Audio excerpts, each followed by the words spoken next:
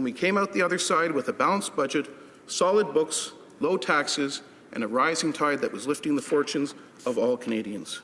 It's a pity that it's taken so little time for that ship of state to start springing leaks and taking on water. Thank you.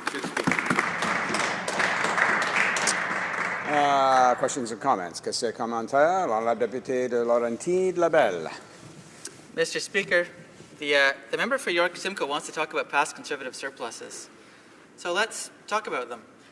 The former Conservative government of the member for Calgary Heritage was the first Conservative government since that of Sir Robert Borden in 1912, the year the Titanic sank, to balance any budget whatsoever. Their two governments had something very important in common. Both squandered the surpluses left to them by the previous Liberal governments prior to the onset of significant economic challenges.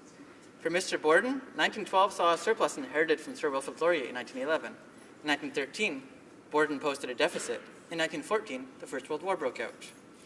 For the former PM from Calgary Heritage, the Liberal surplus was so significant that it took him 2 full years to squander it before the onset of the 2008 fiscal crisis the following year. Mr. Speaker, that Conservatives are in any way good fiscal managers is one of the great myths of Canadian political discourse. Mr. Speaker, does the member know that the last time the Conservatives actually took us from a deficit to a surplus on their own competence was in the 1870s? And does he know that every Liberal Prime Minister to introduce a budget has balanced at least one? Thank you, Mr. Speaker.